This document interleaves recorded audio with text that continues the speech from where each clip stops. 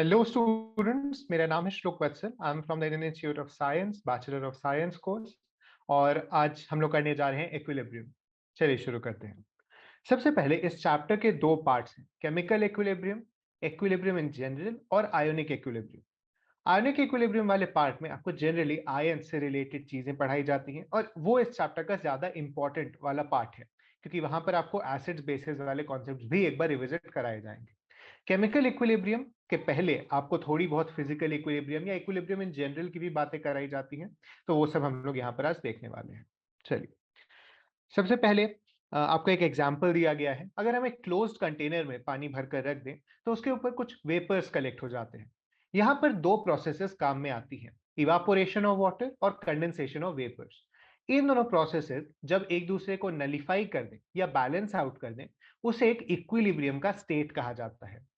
और ये जो पूरा सिस्टम है हमारे पास, उसको इक्विलिब्रियम मिक्सचर कहा जाता है। यहाँ पर आप उसका रिएक्शन भी देख सकते हैं। ये चीज आपने बहुत ही पहले से पढ़ी भी है। ये one of the most important processes है नेचर की। आपको पता है रेनफॉल इसी कारण होता है, या जितने भी साइकिल्स रन होते हैं एनवायरमेंट में, वो सारे इसी के बेसिस पर होते हैं, इक्विलिब्रियम के बेसिस पर। आगे देखते हैं, फिजिकल और केमिकल दोनों के लिए इक्विलिब्रियम एस्टेब्लिश होता है। केमिकल रिएक्शंस की एक स्पेशलिटी ये है कि यहाँ पर जो इक्विलिब्रियम एस्टेब्लिश होता है वो डायनामिक इक्विलिब्रियम होता है। यानी एक बार इक्विलिब्रियम पर आकर चीजें रुक नहीं जाती, वो कंटिन्यू करती रहती हैं, लेकिन उनका नेट इफेक्ट जीरो होता है। आप देखोगे कि अगर आप किसी अपने फिजिक्स में ये चीज पढ़ी होगी कि अगर आप लोएस्ट काइनेटिक एनर्जी वाले पॉइंट पर या लोएस्ट टोटल एनर्जी वाले पॉइंट पर जाकर एक बॉल को रख दें, तो वो वहां पर स्टेबल रहेगा, इक्विलिब्रियम में रहेगा। उसे आप थोड़ा बहुत मूव भी करें तो वो लास्ट में वापस उसी जगह पर आ जाता है, जिसे हम स्टेबल इक्विलिब्रियम वहां पर कहते हैं। यहाँ केमिस्ट्री में वो चीज थोड़ी अलग है। आपकी रिएक्शन आगे भी बढ़ेगी, पीछे भी जाएगी, और उसमें कंटिन्यूअसली चेंजेस होते रहेंगे, लेकिन इन चेंजेस का नेट इफेक्ट जीरो होता है, इसीलिए इसे डायनेमिक इक्विलिब्रियम कहा जाता है। आगे बढ़ते हुए, केमिकल इक्विलिब्रियम के तीन ग्रुप्स हैं ब्रॉडली। एक जो कि इतने ज्यादा आगे बढ़ गए हैं कि उसके रिएक्टेंट्स को आइडेंटिफाई नहीं किया जा सकता, एक जो इतने कम आगे बढ़े हैं कि उनके प्रोडक्ट्स को आइडेंटिफाई नहीं किया जाता, और एक जो कि बैलेंस टाइप का है, यानी रिएक्टेंट्स और प्रोडक्ट्स का जो रेशियो है वो कंपेरेबल है। हम लोग मेनली जो इक्विलिब्रियम केमिस्ट्री में पढ़ते हैं वो इस थर्ड टाइप के रिएक्शंस की पढ़ते हैं। उसके पहले और बाद वाले रिएक्शंस को जनरली हम लोग इरिवर्सिबल रिएक्शंस की कैटेगरी में डाल देते हैं। इसके बारे में भी आपने पढ़ा है। मान लो हमारे पास कोल है, उसे हम आग लगा देते हैं तो वो चीज वापस नहीं आती है। हम लोग जनरली मान लेते हैं कि वो रिएक्शन बहुत मुश्किल है। आगे बढ़ते हुए, equilibrium in physical processes, phase transformation के बारे में आप जानते हैं। सॉलिड से लिक्विड, लिक्विड से गैस, सॉलिड से गैस। सॉलिड से गैस वाले जो प्रोसेसेस होते हैं उन्हें सब्लिमेशन कहा जाता है, अगर आपको याद होगा। जैसे कैम्फर इवापोरेट कर जाता है, उसे हीट करते हैं तो, या फिर आयोडीन को अगर हम लोग रखते हैं तो वो डायरेक्टली सॉलिड टू गैस बन जाता है। यहाँ पर उसी के बारे में थोड़ी डिटेल में बात की गई है। एक ऐसा टेम्परेचर जहां पर सॉलिड और लिक्विड फेज अपने इक्विलिब्रियम में होते हैं, उसे हम नॉर्मल मेल्टिंग पॉइंट या नॉर्मल फ्रीजिंग पॉइंट कहते हैं उस सब्सटेंस का। ये स्टैंडर्ड कंडीशन पर प्योर सब्सटेंस, स्टैंडर्ड कंडीशन का मतलब एटमॉस्फेरिक प्रेशर, और प्योर सब्सटेंस के केस में होता है, इसीलिए इसे नॉर्मल मेल्टिंग या नॉर्मल फ्रीजिंग पॉइंट कहते हैं। हम लोग जानेंगे कि कुछ ऐसे कंडीशंस होते हैं जहां पर ये मेल्टिंग और फ्रीजिंग पॉइंट चेंज हो सकते हैं, वो भी इक्विलिब्रियम के ही होता है। नेक्स्ट है liquid vapour equilibrium. Liquid vapour जहां पर इक्विलिब्रियम में होते हैं, उस पॉइंट को हम लोग बॉइलिंग पॉइंट कहते हैं। ये चीज आपने पढ़ा भी होगा पहले। बॉइलिंग पॉइंट स्पेशली उस पॉइंट को कहा जाता है जहां पर एटमॉस्फेरिक प्रेशर और वेपर प्रेशर इक्वल हो जाए किसी भी लिक्विड का। वेपर प्रेशर आपको याद रखना होगा, किसी भी गैस में हमेशा टेम्परेचर पर ही डिपेंड करता है, इसके अलावा और कोई भी प्रॉपर्टी नहीं है जिस पर वेपर प्रेशर डिपेंड करेगा। आगे हम लोग बढ़ते हैं, सॉलिड वेपर का इक्विलिब्रियम। जैसे मैंने कहा, सब्लिमेशन, अमोनिया का भी अमोनियम क्लोराइड का भी यहाँ पर एग्जांपल दिया गया है। Next, equilibrium involving dissolution of solids और गैसेस इन लिक्विड्स। तो सॉलिड को अगर लिक्विड में मिलाएंगे, जैसे शुगर का एक सोल्यूशन बनाए, वहां पर जो रेट ऑफ डिसोल्यूशन होगा वो रेट ऑफ क्रिस्टलाइजेशन के बराबर होगा, तब हमें एक इक्विलिब्रियम की कंडीशन मिलेगी। आप देखते होंगे अगर आप बहुत ज्यादा चीनी डाल दें एक सोल्यूशन के अंदर, और वहां पर आप देखेंगे कि कुछ डिसॉल्व होता है, कुछ डिसोल्यूशन से हट सकता है। ये चीज हम लोग कंफर्म कैसे कर सकते हैं? अगर मान लो हम लोग नॉर्मल शुगर डालें वाटर में और वो जमा हो गया नीचे, तो हमें पता नहीं। लेकिन अगर आप या फिर ऑक्सीजन का कोई रेडियो एक्टिव आइसोटोप हो, तो वहां पर हम लोग क्या देखते हैं कि जो रेडियो एक्टिविटी वाला पार्ट है वो बढ़ता है नॉर्मल सोल्यूशन के अंदर, और एक इक्विलिब्रियम की कंडीशन वहां पर अचीव होती है। जनरली हम लोग रिएक्शंस में जब भी इस तरह की चीजें मेजर करते हैं इक्विलिब्रियम की कंडीशन स्पेशली, तो हम लोग इसी चीज को देखते हैं कि रेडियो एक्टिव मिक्सचर में क्या रेशियो आ रहा है इसका। आगे बढ़ें, gases in liquid. Henry's law यहाँ पर एक काफी इंपॉर्टेंट थ्योरम है या लॉ है आप कह सकते हैं, जो कहता है कि mass of gas dissolved in a given mass of solvent at any temperature is proportional to the pressure of gas above the solvent. ये चीज इक्विलिब्रियम की कंडीशन में होती है, और ये आप सोच भी सकते हैं, इमेजिन कर सकते हैं। अगर हम लोग प्रेशर बढ़ाएंगे तो डिसोल्यूशन भी बढ़ेगा, क्योंकि मॉलिक्यूल्स के बीच के इंटरैक्शन को हम लोग बढ़ा रहे हैं। ये चीज आपको ध्यान में रखनी है। ठीक है, यहाँ पर आप देख सकते हैं, मतलब प्रेशर हम लोग कम कर देते हैं तो वहां पर उसका सारा फिज निकल जाता है, जैसा हम लोग कहते हैं। यहाँ पर उसी की थोड़ी और डिटेल्स दी गई हैं फिजिकल इक्विलिब्रियम के बारे में। General characteristics of physical equilibrium, सिर्फ क्लोज्ड सिस्टम में पॉसिबल है at a given temperature, both opposing processes अगर at same rate, and dynamic but stable. जैसा मैंने कहा, डायनामिक का मतलब मूवमेंट दोनों तरफ होता है, लेकिन नेट मूवमेंट जीरो हो जाता है। All measurable properties remain constant. अगर इक्विलिब्रियम अटेन होता है तो one of the parameters eight a given temperature stable हो जाते हैं या कांस्टेंट हो जाते हैं। ऐसे क्वांटिटीज की magnitude extent of the reaction को बताती है। नेक्स्ट, केमिकल प्रोसेसेस की डायनेमिक इक्विलिब्रियम के बारे में। जैसा मैंने कहा, कुछ रिएक्शंस फॉरवर्ड जाती हैं, बैकवर्ड जाती हैं, और उन्हीं में हम इस तरह के इक्विलिब्रियम को ऑब्जर्व करते हैं। यहाँ पर एक केमिकल इक्विलिब्रियम का ग्राफ आप देख सकते हैं, जहाँ पर कॉन्सेंट्रेशन शुरू में चेंज होता है इस तरह से और इस तरह से, लेकिन बाद में जाकर एक स्टेबल वैल्यू अटेन कर लेता है विथ टाइम। वही चीज यहाँ पर दी गई है। हेबर्स प्रोसेस एक काफी अच्छा एग्जाम्पल है समझने के लिए डायनेमिक नेचर, जहां पर एक समय के बाद नाइट्रोजन, हाइड्रोजन और अमोनिया की जो कॉन्सेंट्रेशंस होती हैं या पार्शियल प्रेशर्स होते हैं, वो एक स्टेबल वैल्यू अटेन कर लेते हैं। ठीक है, आपको एक एक्सपेरिमेंट करने के लिए कहा गया, आप इसे ट्राई कर सकते हैं। यहाँ पर उसी हेबर्स प्रोसेस की इक्विलिब्रियम का ग्राफ दिया हुआ था। Chemical reactions reach a state of dynamic equilibrium. हाँ, तो होता क्या है कि अब हमें देखना है कि डायनामिक इक्विलिब्रियम है कि नहीं। तो जैसा हमने शुगर के एग्जांपल में देखा था, हम एक रेडियो एक्टिव आइसोटोप डाल दे रहे थे। सेम चीज यहाँ पर कर रहे हैं, यहाँ पर एक आइसोटोप यूज कर रहे हैं, ड्यूटेरियम, हाइड्रोजन के बदले। और हम लोग देख रहे हैं जैसे जैसे टाइम बढ़ता है वैसे वैसे ड्यूटेरियम की कॉन्सेंट्रेशन बढ़ती है, और इसीलिए हम लोग कहते हैं कि डायनामिक इक्विलिब्रियम है, न कि स्टैटिक इक्विलिब्रियम। ठीक है, यही चीज यहाँ पर और डिटेल में दी गई है। हाइड्रोजन और आयोडीन के रिएक्शन से जो HI बनता है उसके बारे में दिया गया है। इक्विलिब्रियम कांस्टेंट और लॉ ऑफ इक्विलिब्रियम यहाँ पर दिया गया है। तो देखा क्या गया एक्सपेरिमेंटली कि जो इक्विलिब्रियम अटेन हो रहा है उसको एक्सप्लेन करने में एक इक्वेशन काफी काम आती है, जिसे हम इक्विलिब्रियम इक्वेशन कहते हैं। यहाँ पर Kc इक्विलिब्रियम कांस्टेंट है और स्क्वायर ब्रैकेट्स में दी गई वैल्यूज कॉन्सेंट्रेशंस है। देखा यह गया कि A plus B changes to C plus D reversibly. अगर ये रिएक्शन हम लोग कराते हैं तो इसमें जो equilibrium bye concentration of reactants के प्रोडक्ट के बराबर होता है। ये चीज बहुत ही इंपॉर्टेंट है, इस चैप्टर का एक तरह से कहें तो फंडामेंटल बेस है। इसी को सपोर्ट करते हुए कुछ एविडेंस यहाँ पे दिया गया है। इनिशियल इक्विलिब्रियम कॉन्सेंट्रेशन क्या क्या है H2I2 और HI का। यहाँ पर एक और इम्पॉर्टेंट आपको लॉ टाइप का दिया हुआ है। At a given temperature product of concentrations of react. हाँ, तो यहाँ पर एक काफी इंपॉर्टेंट लॉ दिया गया है। एक टेम्परेचर पर concentration of reaction product raise to respective stoichiometric coefficient by product of concentration of reactants अपने अपने स्टोइकियोमेट्रिक रे जो वैल्यू है उस पर अगर हम लोग रेज करते हैं तो वो हमें एक कांस्टेंट वैल्यू देता है, जिसे हम लोग इक्विलिब्रियम कांस्टेंट भी कहते हैं, और इसी लॉ को लॉ ऑफ केमिकल इक्विलिब्रियम कहा जाता है। ये काफी इंपॉर्टेंट है, एक फंडामेंटल बेस है इक्विलिब्रियम के चैप्टर का या फिर इक्विलिब्रियम के पूरे कॉन्सेप्ट का, और आपको ये चीज याद रहनी चाहिए। इनिशियली जब इसे देखा गया था तो इसे लॉ ऑफ मास एक्शन कहा जाता था, क्योंकि उस समय एक्टिव मास कहते थे कॉन्सेंट्रेशन को। यही चीज आप यहाँ पर देख सकते हैं, हम लोग स्टोइकोमेट्रिक रेशियो पे उठा दिए हैं उनके कॉन्सेंट्रेशंस को। Equilibrium constant for the reverse reaction is inverse of equilibrium constant reaction in the forward direction. आप इसे खुद इमेजिन कर सकते हैं, जैसे यहाँ पर एग्जांपल पे भी दिया गया है।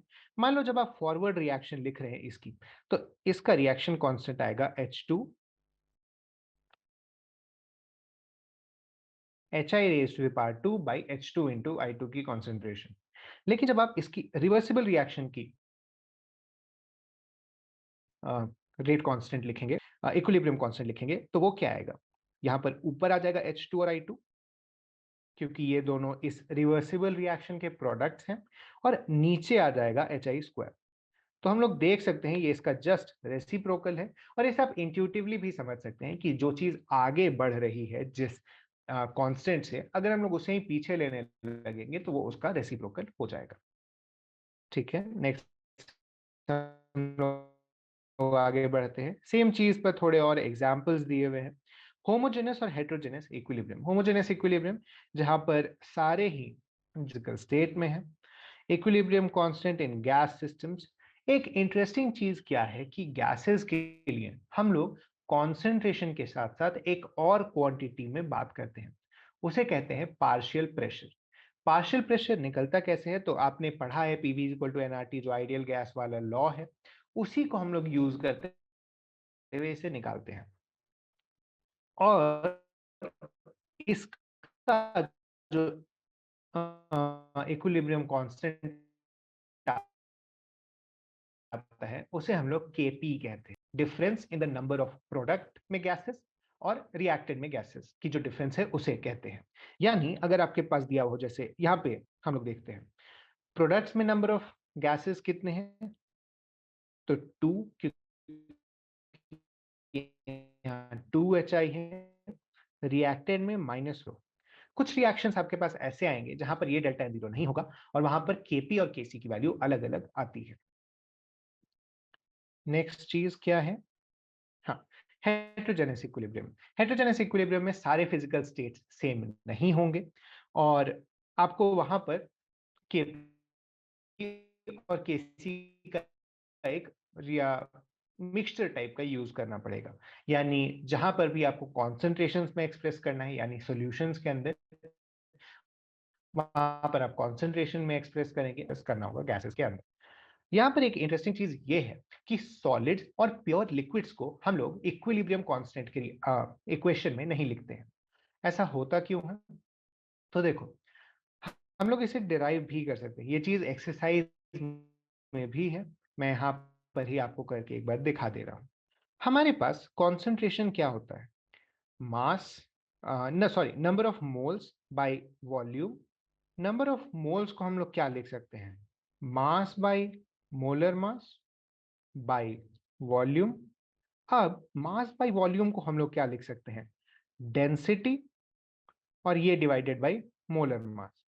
अब देखो, प्योर लिक्विड्स और सॉलिड्स की डेंसिटी चेंज नहीं करती, नहीं अगर वो प्योर है तो उसका मोलर मास चेंज करेगा। इसीलिए कॉन्सेंट्रेशन हमेशा इक्वल या फिर कांस्टेंट रहती है प्योर लिक्विड्स और सॉलिड्स के केसेस में। ये चीज आपको याद रखना है, ये चीज हम लोग आगे एक बार एक्सरसाइजेज में भी डिराइव करेंगे। ठीक है, नेक्स्ट उसी के ऊपर थोड़ी और डिस्कशन हुई है, केसी केपी के ऊपर। Application of equilibrium constant. Applications में सबसे पहले आता है predicting the extent of reaction. अगर आपको इक्विलिब्रियम कांस्टेंट पता है और उसकी वैल्यू पता है, अगर वो 10⁻³ से ऊपर आ रहा है तो प्रोडक्ट्स मेनली बनेंगे और रिएक्टेंट्स कम बनेंगे। अगर वो 10⁻³ से कम आ रहा है तो प्रोडक्ट्स नहीं बनेंगे, रिएक्टेंट्स ही बनेंगे, यानी रिएक्शन की एक्सटेंट बहुत ज्यादा नहीं होगी। अगर ये इन दोनों वैल्यूज के बीच में आता है तो हम लोग कह सकते हैं कि एक इक्विलिब्रियम एस्टेब्लिश हुआ है विथ इनफ प्रोडक्ट्स और रिएक्टेंट्स दोनों की कॉन्सेंट्रेशन। नेक्स्ट है predicting the direction of a reactant. यहाँ पर हम एक नई फॉर्मूला होता है वो सेम होगा इक्विलिब्रियम कांस्टेंट के, लेकिन इक्विलिब्रियम कांस्टेंट जहां इक्विलिब्रियम पर निकाला जाता था, रिएक्शन कोशेंट हम लोग किसी भी वैल्यू पर किसी भी टाइम पॉइंट पर निकाल सकते हैं। तो देखो, अगर रिएक्शन कोशेंट, यहां पर देखो फॉर्मूला दिया हुआ है, अगर रिएक्शन कोशेंट इक्विलिब्रियम कांस्टेंट से ज्यादा आता है तो रिएक्शन बैकवर्ड जाएगी। अगर रिएक्शन कोशेंट इक्विलिब्रियम कांस्टेंट से कम आता है तो रिएक्शन फॉरवर्ड जाएगी। और अगर इक्विलिब्रियम कांस्टेंट के बराबर आता है तो हम लोग कह सकते हैं इक्विलिब्रियम अचीव हो गया है, इसीलिए वहां पर रिएक्शन इक्विलिब्रियम के स्टेट में ही रहेगी। ये चीज यहाँ आपको ग्राफिकली भी दिखाया गया है, एक फोटो यहाँ पर बनी हुई है जिसे आप देख सकते हैं। Next, calculating the equilibrium concentrations. ये चीज काफी आसान बेसिक अलजेब्रा है। अब देखो, आपको अगर एक वैल्यू दी हुई है में और आपको एक कॉन्सेंट्रेशन निकालनी है, उसमें एक्स की वैल्यू निकालनी है लेट्स से, तो ये चीज बेसिक अलजेब्रा से हो जाएगी। आप जब हम लोग एक्सरसाइजेस सॉल्व करेंगे तो हम लोग इसके और एग्जांपल्स देखेंगे। यहाँ पर कुछ solve in equilibrium constant, reaction coefficient and Gibbs energy. आपने गिब्स एनर्जी के बारे में थर्मोडायनेमिक्स में पढ़ा होगा। गिब्स एनर्जी अगर नेगेटिव है तो रिएक्शन स्पॉन्टेनियस होती है और फॉरवर्ड डायरेक्शन में जाती है। गिब्स एनर्जी अगर पॉजिटिव है तो रिएक्शन नॉन स्पॉन्टेनियस होती है और जनरली रिवर्स डायरेक्शन में अगर जो रिएक्शन होगी उसको फेवर करेगी। इसके साथ ही अगर वो जीरो है तो इक्विलिब्रियम अचीव हो गया है। अब हम लोग इसी फैक्ट का यूज करेंगे कि अगर गिब्स एनर्जी जीरो है तो इक्विलिब्रियम का स्टेट अचीव्ड है। डेल्टा जी का ये फॉर्मूला होता है delta G nought plus R T L N Q. यहां पर Q जो हमने ऊपर देखा है, डेल्टा जी नॉट स्टैंडर्ड गिव्स एनर्जी है। स्टैंडर्ड गिव्स एनर्जी वगैरह निकालने के बारे में आपने थर्मोडायनेमिक्स के चैप्टर में पढ़ा है। हमने अभी अभी देखा, अगर डेल्टा जी जीरो है, इक्वेट कर देंगे, इससे हमें क्या मिलता है, L N K is equal to minus delta G by R T, और K is equal to E to the power minus delta G by R T. ये फॉर्मूला हमें मिलता है कि इंपॉर्टेंट फॉर्मूला है, याद भी रखा जा सकता है। ये इक्विलिब्रियम को थर्मोडायनेमिक्स से जोड़ता है। यहाँ पर आप देख सकते हैं वो एक्सप्लेनेशंस जो हमने नीचे देखी थी डेल्टा जी और रिएक्शन के डायरेक्शन को लेकर, वो चीज यहाँ पर दी हुई है। आप इसे देखकर आगे बढ़ सकते हैं। Next, factors affecting equilibrium. यहाँ पर एक बहुत इंपॉर्टेंट प्रिंसिपल या रूल है जिसे कहते हैं ले-चाटलियर्स प्रिंसिपल। ये कहता है कि अगर हम एक इक्विलिब्रियम वाले सिस्टम को डिस्टर्ब करते हैं या उसको कोई पर्टर्बेशन देते हैं तो वो वापस इक्विलिब्रियम में आने की कोशिश करेगा। ये चीज अब आप फिजिक्स से रिलेट करके देख सकते हैं। जहां पर इक्विलिब्रियम, स्टेबल इक्विलिब्रियम में कोई बॉल होती है तो उसे हम डिस्टर्ब भी करेंगे तो वो कोशिश करती है वापस अपने इक्विलिब्रियम वाले स्टेट में आने की। यही चीज है यहाँ पर। यानी अगर आप प्रेशर चेंज करोगे तो वो वापस प्रेशर लाने की कोशिश करेगा। अगर आप कंसंट्रेशन चेंज करेंगे तो वो वापस कंसंट्रेशन की वही रेशियो लाने की कोशिश करेगा। ये चीज हम लोग यहाँ पर देख सकते हैं। कंसंट्रेशन चेंज, जैसा मैंने आपको कहा, अगर आप रिएक्टेंट्स ऐड करते हैं या फिर कोई भी ऐड करने की कोशिश करेगी सब्सिक्वेंट रिएक्शन के थ्रू। वही चीज यहाँ पर लंबे चौड़े तरह से दिया हुआ है, आप इसे एक बार रीडिंग दे लें। उसी चीज को यहाँ पर ग्राफिकली एक्सप्लेन किया गया है। नेक्स्ट, इफेक्ट ऑफ कॉन्सेंट्रेशन पे एक एक्सपेरिमेंट है, ये भी आप अपने लैब में परफॉर्म कर सकते हैं। Effect of pressure change. अब देखो, प्रेशर चेंज एक बहुत ही इंटरेस्टिंग टॉपिक है। हमने ऊपर देखा कि कैसे कॉन्सेंट्रेशन और प्रेशर एक दूसरे से रिलेट होता था, जो कि बेसिक आपको PV is equal to NRT वाली इक्वेशन से भी आता है। यहाँ पर क्या होगा, अगर हम लोग किसी चीज की प्रेशर बढ़ाते हैं तो उसका कॉन्सेंट्रेशन भी बढ़ेगा। अगर हम किसी चीज की पार्शियल प्रेशर बढ़ाते हैं तो उसका कॉन्सेंट्रेशन भी बढ़ेगा। और जिस तरह से अगर इंक्रीज होता है कॉन्सेंट्रेशन तो उसे डिक्रीज करने की कोशिश की जाती है।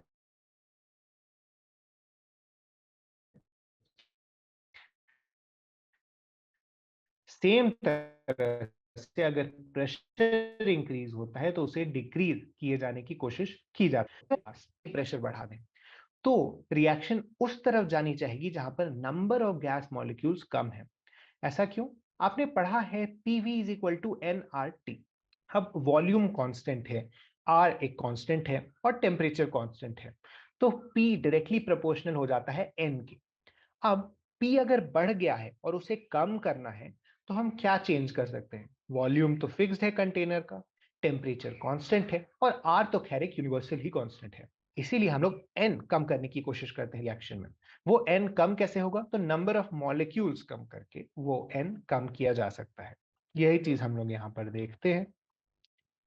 नेक्स्ट है effect of inert gas addition. Inert gas अगर एक कांस्टेंट वॉल्यूम पर ऐड की जाए तो उसका कोई भी इफेक्ट नहीं पड़ता है।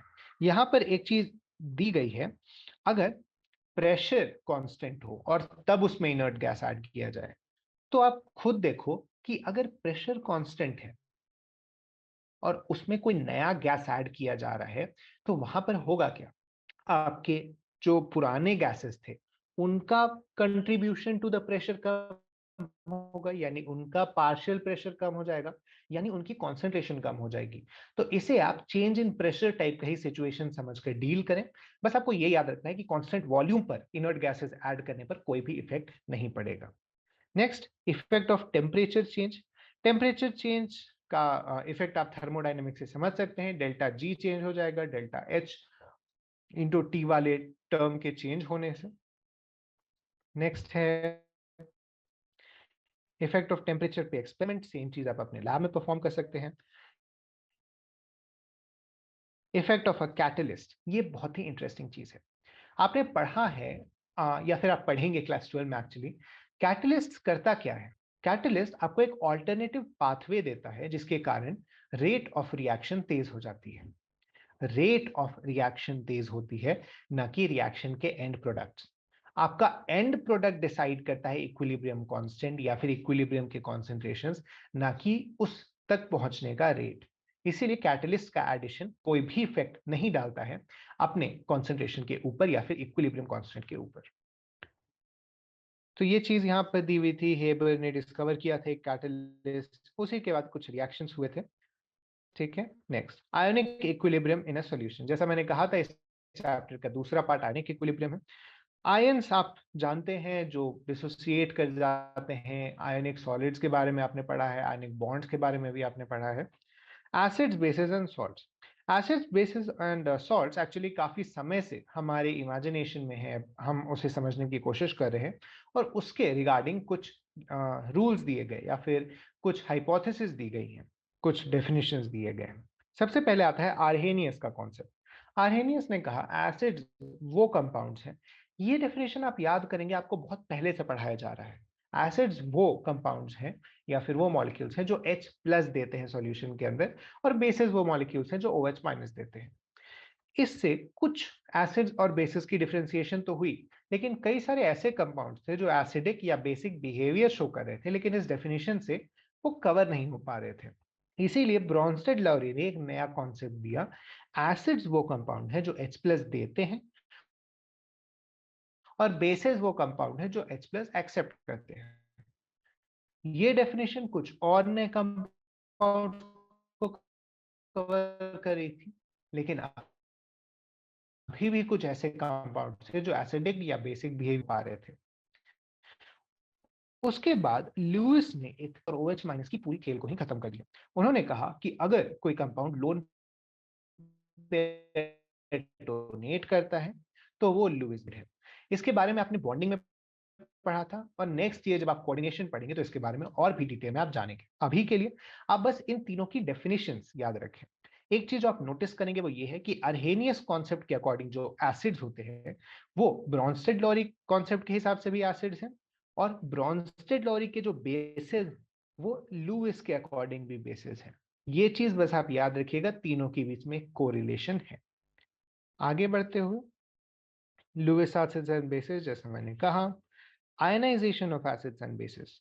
एक चीज आपको याद रखनी है, कॉन्जुगेट एसिड का मतलब है उस कंपाउंड में H प्लस डालने से जो भी चीज बनेगा उसे कॉन्जुगेट एसिड बोलते हैं, और कॉन्जुगेट बेस का मतलब है उस कंपाउंड से एक H प्लस निकालने से जो भी बनेगा आयन या फिर जिसे हम ग्रुप कहते हैं, उसे हम कॉन्जुगेट बेस कह सकते हैं।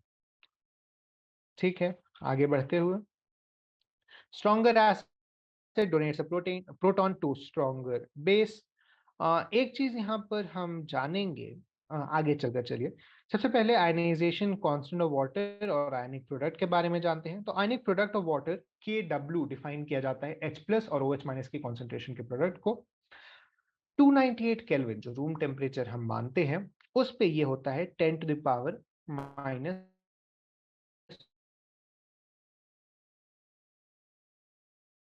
14, यानी H प्लस की कॉन्सेंट्रेशन 10 पावर माइनस 7 और OH माइनस की कॉन्सेंट्रेशन दोनों मिलकर बनते हैं 10 पावर माइनस 4। ठीक है, डेंसिटी इतना है, तो उससे मोलारिटी आती है 55.55 मोलर वाटर की। ये चीज आप याद भी रख सकते हैं। एसिडिक कंडीशंस में H प्लस की कॉन्सेंट्रेशन ज्यादा होती है OH माइनस से। न्यूट्रल में दोनों की कॉन्सेंट्रेशन इक्वल होती हैं और बेसिक में उसकी OH माइनस की कॉन्सेंट्रेशन H प्लस से ज्यादा होती है। नेक्स्ट है पीएच स्केल। पीएच स्केल हम लोग जनरली हाइड्रोजन की कॉन्सेंट्रेशन H प्लस आयन की कॉन्सेंट्रेशन के बेसिस पर बनाते हैं। पीएच होता है माइनस लॉग AH प्लस या फिर माइनस लॉग H प्लस, उसकी मोलारिटी का जो कॉन्सेंट्रेशन है उसके बेसिस पर। अगर हमारे पास कॉन्सेंट्रेशन ऑफ एसिड -7 है तो उसका पीएच 7 होगा। जैसा हम लोग जानते हैं न्यूट्रल पीएच को 7 माना जाता है। एसिडिक सॉल्यूशन का पीएच 7 से कम, बेसिक का 7 से ज्यादा। ये सारी चीजें आपने काफी डिटेल में पहले भी पढ़ी हैं। ठीक है, PKW is a very important quantity. PKW का टोटल वैल्यू 14 होता है रूम टेम्परेचर पर, याद रखिएगा। एक चीज बस जो आपको मैं मेंशन कर देना चाहता हूँ वो ये है कि 14 हर टेम्परेचर पर नहीं होता। अगर हम लोग टेम्परेचर इंक्रीज करते हैं तो जनरली इसकी वैल्यू कम होती जाती है। ठीक है, ionisation constants for weak acid.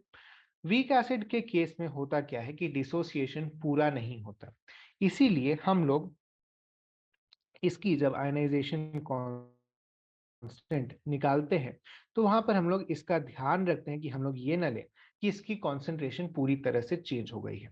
यानी C2 C प्लस C नहीं बन रहा है यहाँ पर C माइनस सी अल्फा बच जाएगा इसकी कॉन्सेंट्रेशन में। C अल्फा इसकी बनेगी और C अल्फा इसका बनेगा। इसको जब हम लोग नॉर्मल अपने इक्विलिब्रियम कांस्टेंट वाली चीज में लिखते हैं तो हमें दिखता है K is equal to C square alpha square by C one minus alpha. यहाँ पर C alpha square by one minus alpha आता है। इस के ए को हम लोग डिसोसिएशन या आयनाइजेशन कांस्टेंट कहते हैं। Tk is measure of the strength of acid. The larger the value of K, the stronger is the acid. ये चीज बस आप याद रख सकते हैं। आयनाइजेशन कांस्टेंट कुछ एसिड्स का यहाँ पर दिया गया है। pKa की वैल्यू होती है माइनस लॉग के जो हम लोग ने ऊपर निकाला उसी को अगर हम लोग लॉग में डाल के एक नेगेटिव साइन लगाते हैं तो हमें pKa मिलता है। अगर हमें pH निकालना है तो वो हम लोग इस तरह से निकाल सकते हैं। ये चीज हम लोग देखेंगे आगे चलकर, उसमें बहुत ज्यादा टेंशन लेने की जरूरत नहीं है। ठीक है, आगे हम लोग बढ़ सकते हैं। Ionisation of weak bases same तरह की चीज है, बस यहाँ पर के ए के बदले के बी होता है और पी के ए के बदले पी के बी मिलता है हम।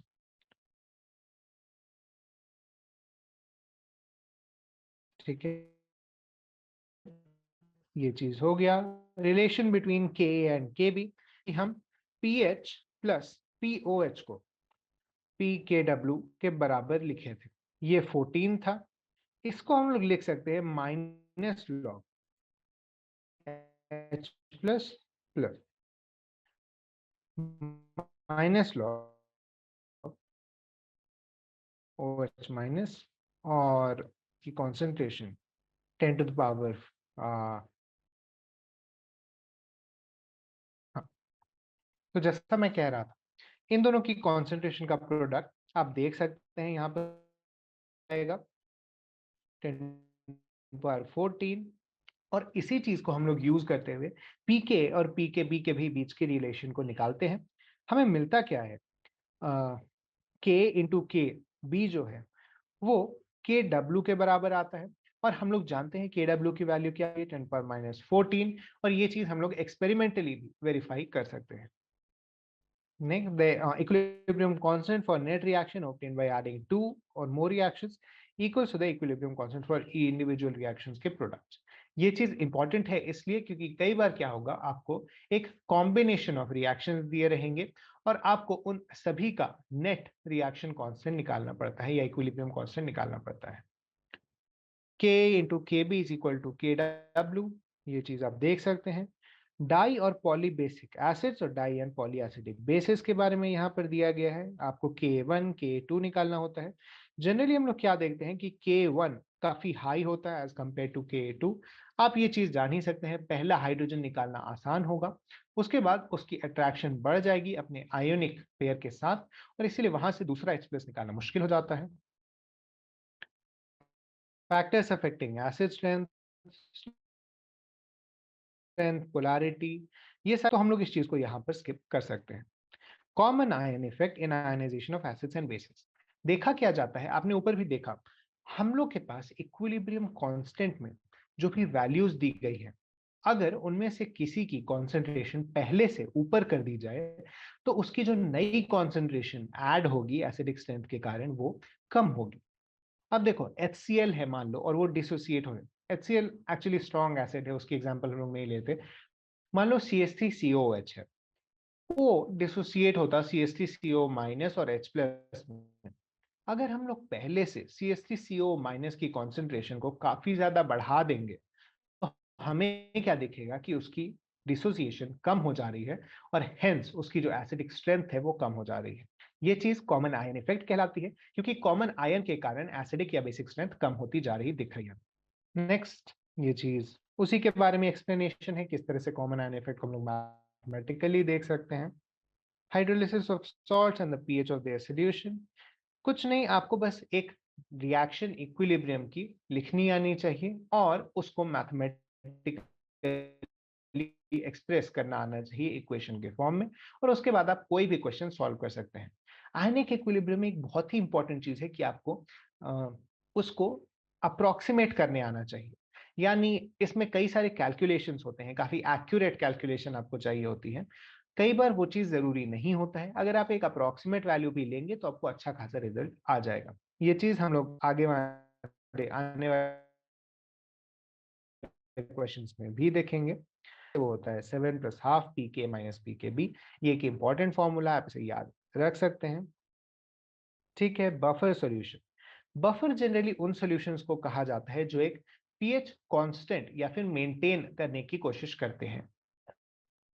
बफर आप जानते भी होंगे, हम रियल वर्ल्ड में भी उन्हीं चीजों को कहते हैं जो एक कांस्टेंट या फिर इक्विलिब्रियम मेंटेन करने की कोशिश करते हैं, जैसा हम कहते हैं।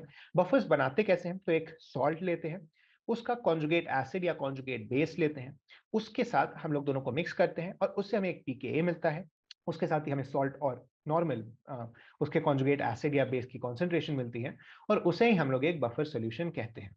आप जब केमिस्ट्री लैब में जाएंगे या फिर बायो लैब में जाएंगे तो वहां पर आपको अलग अलग पीएच के बफर्स दिखेंगे, अलग अलग सोल्यूशंस के बफर दिखेंगे, उन सबको देखकर आप इसे समझ सकते हैं। यहाँ पर वही हम देख रहे हैं, डिजाइनिंग अ बफर सोल्यूशन। यहाँ पर सबसे इंपॉर्टेंट चीज ये हेंडरसन हैसलबर्ग इक्वेशन है, जिसका समराइज फॉर्म यहाँ पर दिया गया है। pH is equal to pK plus log of salt by acid की कॉन्सेंट्रेशन। ये काफी इंपॉर्टेंट फॉर्मूला है, आपको ये जरूर पता होना चाहिए, याद होना चाहिए, क्योंकि इसका डायरेक्ट एप्लीकेशन आता है ज्यादातर केसेस के अंदर। Same POH is equal to pKb plus log of conjugate acid by base, उसका फॉर्मूला होता है। नेक्स्ट हम लोग देख रहे हैं solubility equilibrium of sparingly soluble salts. यहाँ पर आप उस चीज को देख सकते हैं। सॉल्युबिलिटी प्रोडक्ट एक काफी इंटरेस्टिंग कॉन्सेप्ट है। सॉल्युबिलिटी प्रोडक्ट इक्विलिब्रियम पर ही बेस्ड होता है। बस यहाँ पर हम लोग क्या करते हैं, KSP को डिफाइन करते हैं, K इंटू BaSO4। अब K की वैल्यू आपको पता था, Ba2 plus SO42 minus by BaSO4, उसमें अगर आप BaSO4 मल्टीप्लाई कर दोगे तो आपके पास बस प्रोडक्ट ऑफ रिएक्टेंट्स या फिर प्रोडक्ट ऑफ उसके जो कॉन्स्टिट्यूएंट आयंस हैं वो आ जाएगा। सॉल्युबिलिटी प्रोडक्ट या सिंपल सॉल्युबिलिटी प्रोडक्ट इसे कहते हैं। यहाँ का आपको एक्सपेरिमेंटल वैल्यू दिया गया है, याद रखने की जरूरत नहीं है। सॉल्युबिलिटी प्रोडक्ट बस आप याद रखिएगा, आयंस के जो सिंपल कॉन्सेप्ट को कहते हैं। आगे हम लोग देख सकते हैं सेम चीज के बारे में, सॉल्व एग्जांपल्स दिए गए हैं। कॉमन आयन इफेक्ट यहाँ पर भी अप्लाई करता है, क्योंकि यहाँ भी इक्विलिब्रियम की ही बात हो रही है। और इसी के साथ इस चैप्टर का थ्योरी पोर्शन कंप्लीट होता है। नेक्स्ट हम लोग बढ़ते हैं क्वेश्चंस की तरफ। नेक्स्ट हम लोग करने जा रहे हैं इक्विलिब्रियम के क्वेश्चंस। सबसे पहले, liquid is in equilibrium with its vapor in a sealed container. What is the initial effect of change on vapor pressure जब हम लोग वॉल्यूम ऑफ कंटेनर को सडनली इंक्रीज करते हैं? अब देखो, आप जानते हैं PV is equal to NRT के अकॉर्डिंग कि pressure is inversely proportional to volume. अगर हम लोग सडन चेंज लाते हैं वॉल्यूम के अंदर, तो प्रेशर उसी के अकॉर्डिंगली सडनली डिक्रीज कर जाएगा। Next, how do rates of evaporation and condensation change initially? जैसा हमने पहले पढ़ा था कि जब हम लोग प्रेशर बढ़ा रहे थे तो कंडेंसेशन बढ़ रहा था, इवापोरेशन कम हो रहा था। अब जब प्रेशर कम हो गया है तो यहाँ पर कंडेंसेशन डिक्रीज करेगा और इवापोरेशन इंक्रीज करेगा। Next, what happens when equilibrium is restored and what will be the final vapor pressure? Equilibrium जैसे जैसे रिस्टोर होगा तो हम देखते हैं वेपर प्रेशर, आपको याद होगा, ओनली डिपेंडेंट ऑन टेम्परेचर। यहाँ पर क्योंकि कोई भी टेम्परेचर चेंज नहीं आ रहा है और इक्विलिब्रियम एस्टेब्लिश हो रहा है, यानी वेपर प्रेशर वापस अपनी इनिशियल वैल्यू को अटेन कर लेगा। Next, what is KC for following equilibrium when the equilibrium concentration of each substance is इतना? हम जानते हैं यहाँ पर केसी होगा क्या? SO3 बाय SO2 और O2। यहाँ पर आप सिर्फ इनकी वैल्यूज रिप्लेस कर दें, काफी डायरेक्ट क्वेश्चन है। SO3 की वैल्यू हमें दी गई है 1.9 का स्क्वायर बाय SO2 0.6 का स्क्वायर और 0.82 यहाँ पर मल्टीप्लाई कर दो। इससे आपको जो भी वैल्यू आ रही है वो इसकी केसी की वैल्यू होगी। नेक्स्ट हम लोग देखेंगे certain temperature and total pressure of itna iodine vapor contain 40% by volume of iodine atoms. Calculate Kp for the equilibrium. हमें टोटल प्रेशर दिया हुआ है, हमें आयोडीन वेपर्स की कॉन्सेंट्रेशन दी हुई है जिसमें आयोडीन एटम्स की वैल्यू दी हुई है। यानी अगर टोटल प्रेशर P है, या हाँ, टोटल प्रेशर हटाओ, टोटल वॉल्यूम V है, इसमें हमारे पास 0.4V आयोडीन एटम्स ऑक्यूपाई किए हुए हैं और 0.6V आयोडीन के मॉलिक्यूल्स ऑक्यूपाई किए हुए हैं। अब हम जानते हैं, हम मान सकते हैं यहाँ पर कि आयोडीन के एटम्स और जो उसके मॉलिक्यूल्स हैं उसकी रेडियस या फिर जो पर एटम ये होगा उसका स्पेस ऑक्यूपाइड वो सेम होगा, क्योंकि हम लोग जनरली इक्विलिब्रियम के क्वेश्चन सॉल्व करते हुए आइडियल गैस की सिनेरियो लेते हैं, तो हम लोग इसी रेशियो में इसके नंबर ऑफ एटम्स और नंबर ऑफ मॉलिक्यूल्स को भी लेंगे। यहाँ पर हम लोग जान सकते हैं केपी होगा क्या? पार्शियल प्रेशर ऑफ आई का square by partial pressure of I2।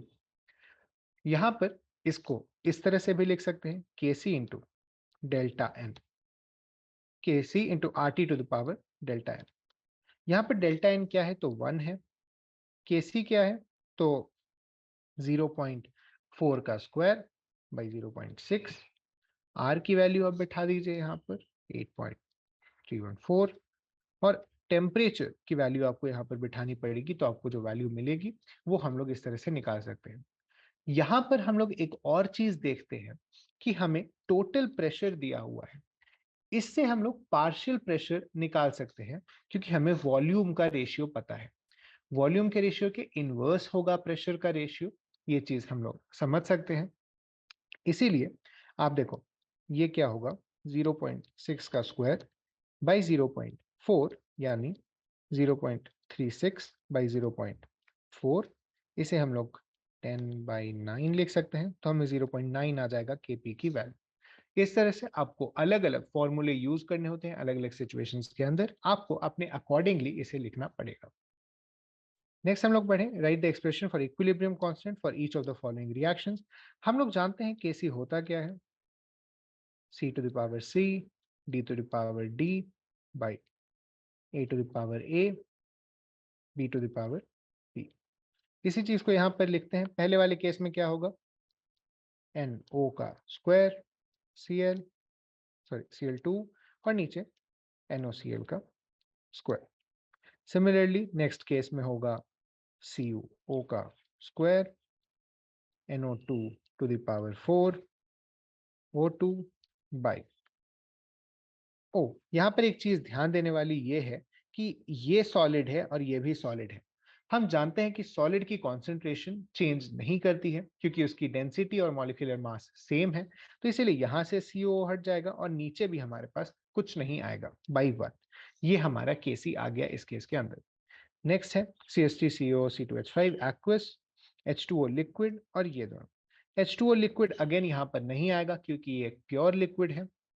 हम इसे लिख सकते हैं CH3COH C2H5OH by CH3CO C2H5। ये एक रिएक्शन हो गई। Next Fe3 plus OH minus FeOH3 solid. यहाँ पर अगेन एक प्योर सॉलिड है जिसकी डेंसिटी मॉलिक्यूलर मास इक्वल है, तो ये KC में नहीं आएगा। हम इसे सीधे लिखेंगे 1 बाई Fe3 प्लस और OH माइनस का होल क्यूब। I2 सॉलिड है, F2 और 2IF5। यहाँ पर इस दोनों की फेज नहीं दी गई है, लेकिन हम लोग एक्सपेक्ट करके चल सकते हैं। आपको अगर पी ब्लॉक आपने पढ़ा है तो वहां पर इसकी फेज दी हुई होगी, आप एक बार वहां से जाकर चेक कर सकते हैं। तब तक के लिए हम लोग इसे लिक्विड मान सकते हैं, और ये हम गैस के फॉर्म में लेते हैं अगर, तो ये 1/F2⁵ आता है। नेक्स्ट आगे बढ़ते हुए, find out the value of Kc for each of the following from the value of Kp। हमें क्या पता है, Kp is equal to Kc RT⁴ delta n।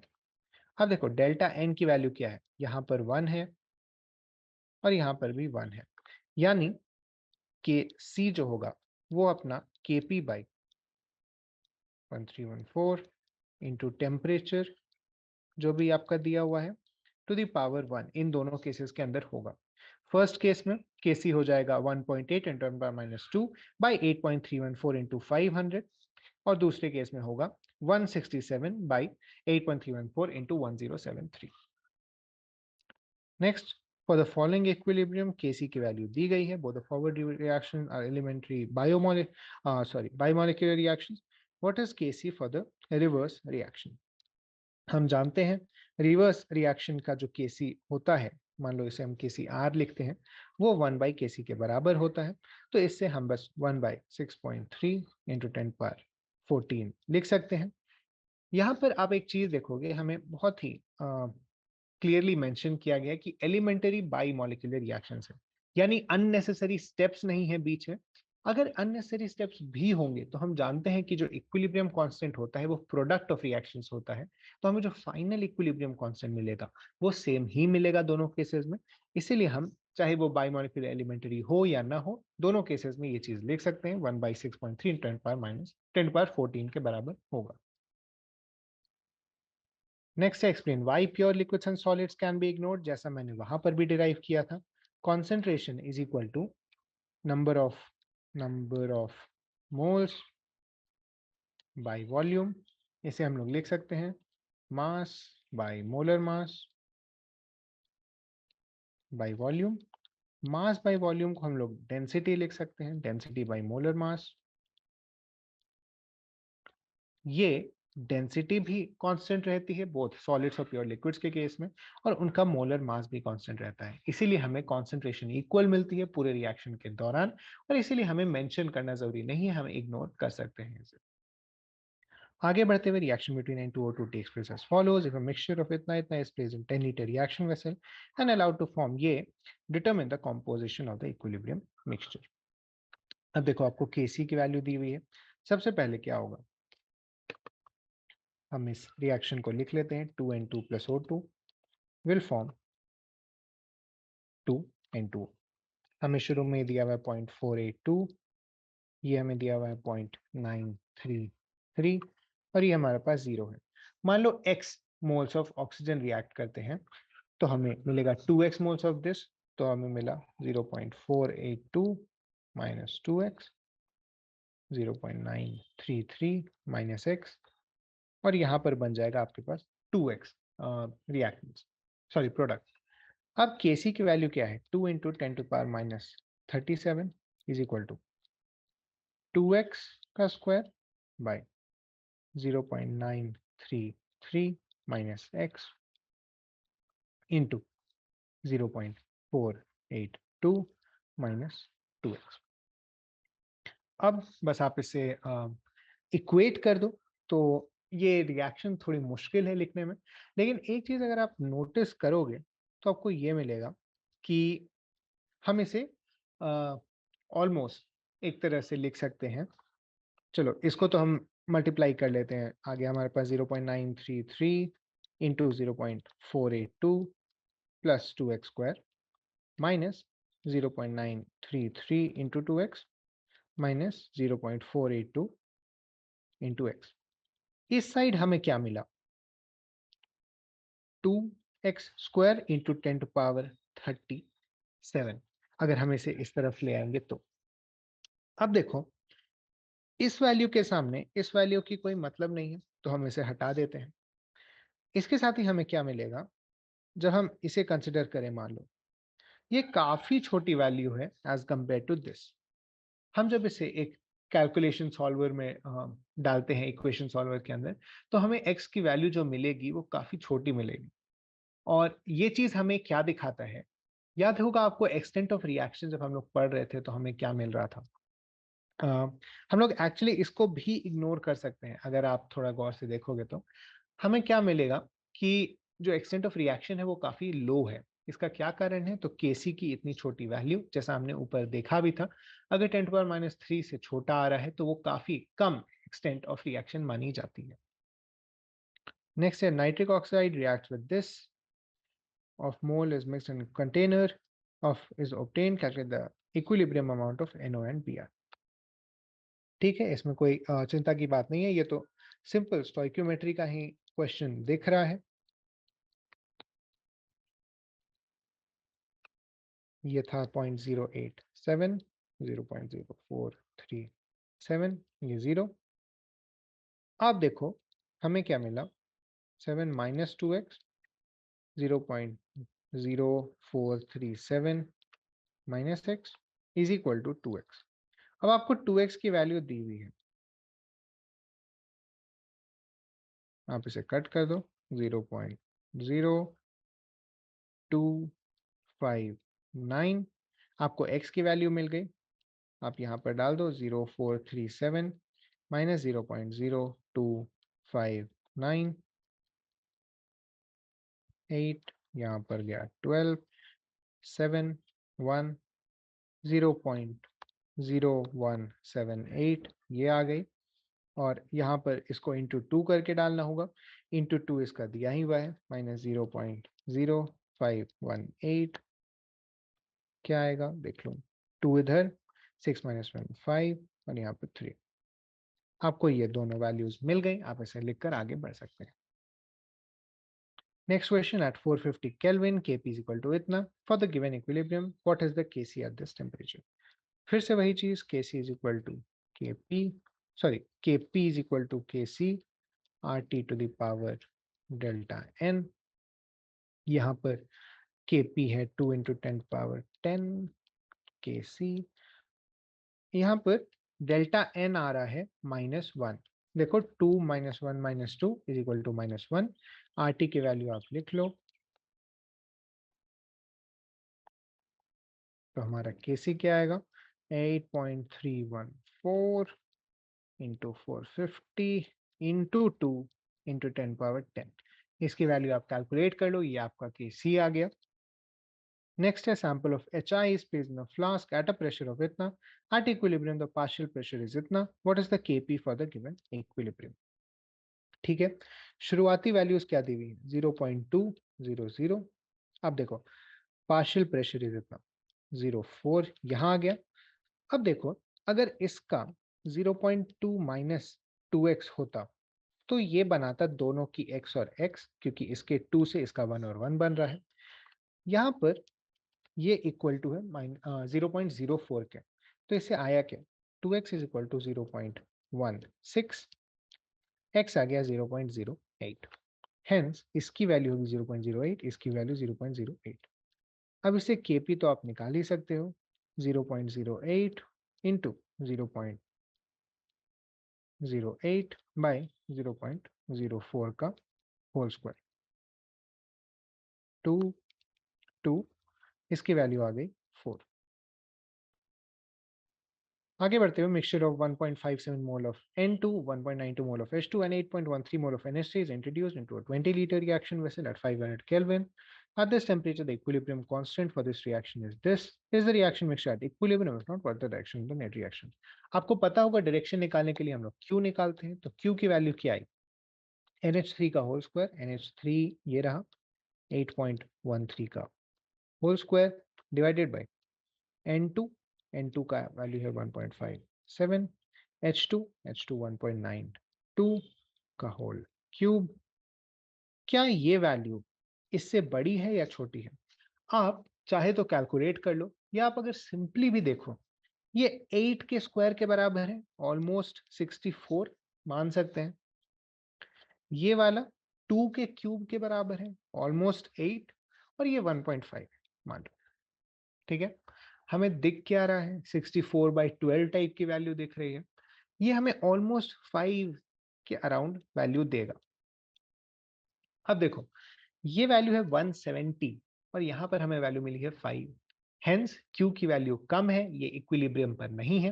क्योंकि क्यू की वैल्यू कम है तो ये रिएक्शन फॉरवर्ड मूव करेगी जब तक के क्यू की वैल्यू केसी के बराबर नहीं आ जाती, जब तक इक्विलिब्रियम अटेन नहीं कर जाता। Hence reaction proceeds forward. Next क्या है? Equilibrium constant expression for a gas reaction is this, right the balance chemical equation. हमें पता है ये चीज, हमने लॉ ऑफ इक्विलिब्रियम में भी पढ़ा है। जो भी उसकी स्टोइक्योमेट्रिक रेशियो होती है वो उसके कॉन्सेंट्रेशन के एक्सपोनेंशियल पे चढ़ जाती है। यही चीज हम लोग यहाँ पर देख रहे हैं। नीचे रिएक्टेंट्स होंगे तो NO4 plus 6H2O 4NH3 plus 5O2।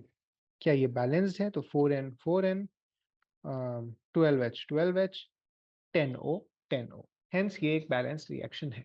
अगर ये रिएक्शन बैलेंस नहीं होती, मान लो अभी इसके बाद, तो हम लोग क्या करते? हमारे पास एक और ऑप्शन होता, हम कहीं भी यहाँ पर एक सॉलिड ऐड कर सकते हैं या एक प्योर लिक्विड ऐड कर सकते हैं।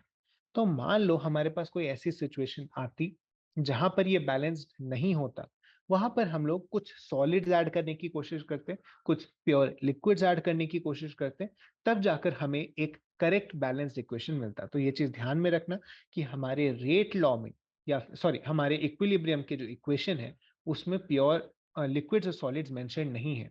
इसीलिए अगर हमें बैलेंस करना है तो हम इन्हें फ्रीली यूज कर सकते हैं। नेक्स्ट क्या है? 1 mole of H2O and 1 mole of CO are taken in 10-liter vessel and heated इतना। Equilibrium water reacts with CO according to the equation. Calculate equilibrium constant for the reaction. शुरू में क्या है? इसका 1 मोल है, इसका 1 मोल है, ये 0 और 0 है। Heated, 40% of water reacts with CO। 40% react किया तो 0.6 बचा। ये भी 1:1 ही में रिएक्ट कर रहा है। ये भी ये हुआ, ये 0.4 हुआ, ये 0.4 हुआ। ये नंबर ऑफ मोल्स है, याद रखना, ये नंबर ऑफ मोल्स है। हमें निकालना है Kc, हमें मोलारिटी चाहिए। मोलारिटी कैसे निकलेगा? तो number of moles by volume से। वॉल्यूम हमारे पास 10 लीटर्स दिया हुआ है, कांस्टेंट ही है। Kc लिखते हैं हम लोग 0.4/10, 0.4/10 बाई 0.6/10, 0.6/10। यह है हमारे पास 16/36, ऊपर 4 नीचे 9, 4/9 हमारे पास Kc की वैल्यू आ गई। अगर आपको इसी को Kp में कन्वर्ट करना है तो आपके पास टेम्परेचर दिया हुआ है, आपके पास R की वैल्यू है, इसी में आप मल्टीप्लाई कर दो। लेकिन एक इंटरेस्टिंग चीज आपको क्या दिखेगी? नंबर ऑफ गैस इक्वल है दोनों साइड्स पर, इसीलिए Kp की वैल्यू भी Kc के इक्वल ही आई। आगे बढ़ते हुए, equilibrium constant for the reaction is this. Present at equilibrium, what are the concentration of this and this, assuming that we initially started with HI in order to reach equilibrium. इसका क्या मतलब है? अगर हम लोग शुरू में सिर्फ HI से स्टार्ट किए थे, यानी H2 और I2 की जो कॉन्सेंट्रेशन होंगी वो इक्वल होंगी, यही इस चीज का मतलब है। अब देखो, हमारे पास है 54.8 इज इक्वल टू HI की कॉन्सेंट्रेशन का स्क्वायर बाई H2 I2 0.5 का स्क्वायर, और अभी अभी मैंने कहा दोनों की कॉन्सेंट्रेशन इक्वल है, तो नीचे आ जाएगा x square. x square is equal to 0.25 by 54.8। इसको हम लोग लिख सकते हैं x is equal to 0.5 by root under 54.8। इसको चाहे आप अब कन्वर्ट करो या ना करो, ये चीज आप पर डिपेंड करती है। ठीक है, तो इसके साथ हम लोग आगे बढ़ते हैं। What is equilibrium concentration of each of the substances in the equilibrium when the initial concentration of ICl was this? शुरू में था 0.78, ये बना 0.78 minus 2x, x square by 0.78 minus 2x का whole square is equal to 0.14। Solve कर लो, आपको इसका आंसर मिल जाएगा। Next, Kp, for the equilibrium shown below. What is the equilibrium concentration of C2H6 when it is placed in a flask of 4 atm pressure and allowed to come to equilibrium? ठीक है, Kp है हमारे पास 0.04,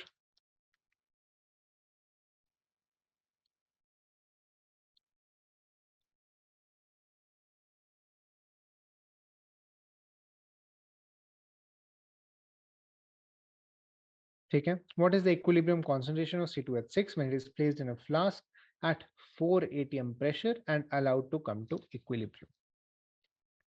ठीक है, अब देखो हमारे पास मान लो शुरू में इसकी वैल्यू होगी x, ये दोनों होंगे 0, बाद में इसकी वैल्यू क्या हो जाएगी x माइनस वाई, और इसकी वैल्यू y और y। अब x प्लस y की वैल्यू हमें दी हुई है 4 atm, हमें क्या करना है, हमें x माइनस y की वैल्यू निकालनी है।